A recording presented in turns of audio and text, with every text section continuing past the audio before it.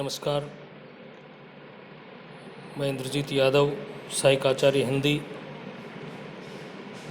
राजकीय महाविद्यालय बहरोड। आज हम कल की कक्षा को आगे बढ़ाते हुए, जिसमें हमने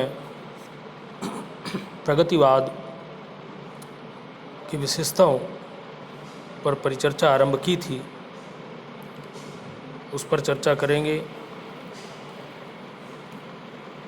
कल हमने प्रगतिवाद की कतिपय विशेषताओं पर चर्चा की थी। प्रगतिवाद या कहें मार्क्सवाद या अन्य शब्दों में कहें साम्यवाद, ये सभी एक ही हैं, एक ही विचारधारा का पर्याय हैं।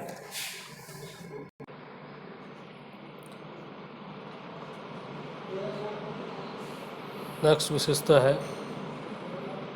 सामान्य व्यक्ति की शक्ति में विश्वास।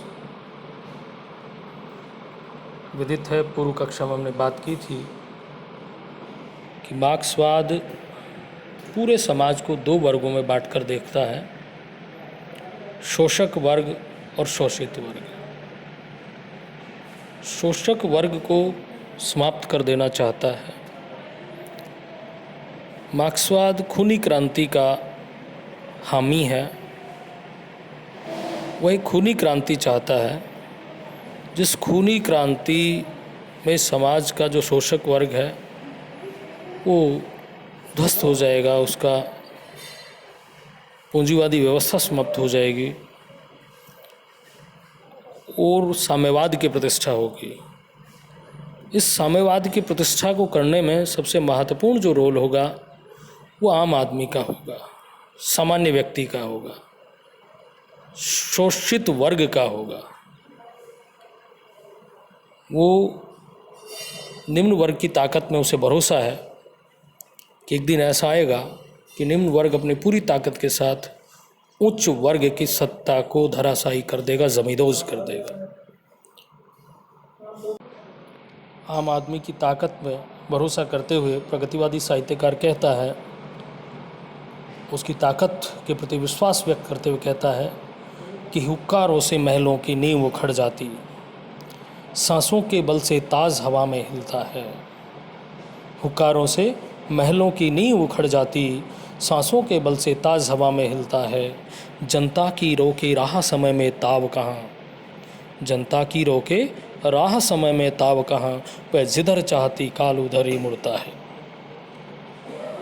यानी कि आम आदमी जैसा चाहेगा वैसा ही होगा, उसी दिशा में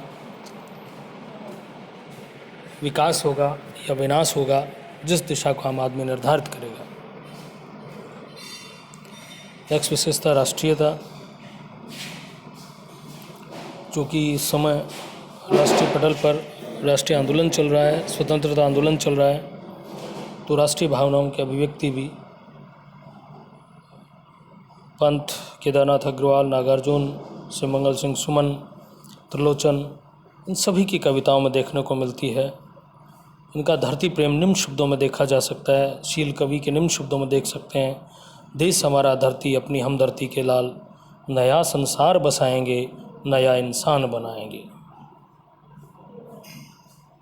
भ्रष्टाचार का विरोध समाज में बड़े स्तर पर व्याप्त भ्रष्टाचार का विरोध प्रगतिवादी साहित्यकार भी करता है। वह कहता है कि राम राज में अब की रावण नंगा होकर नाचा है, सूरत शक्ल भैया भैया बदला केवल ढांचा है। शोषक वर्ग को नंगा करते हुए प्रगतिवादी साहित्यकार कहता है। विश्व बंधुत्व की भावना,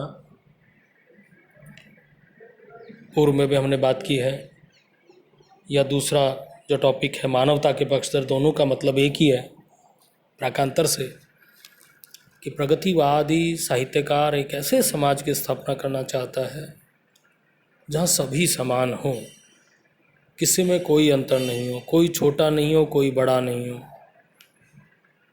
कोई किसी पर अधिकार करने की इच्छा शक्ति नहीं रखता हो, वह समाज हो, राष्ट्र हो या पूरा विश्व हो, सभी समतामूलक समाज की स्थापना के लिए तत्पर रहें। ऐसा मार्क्सवाद का दृष्टिकोण है, मार्क्सवादी सोच है।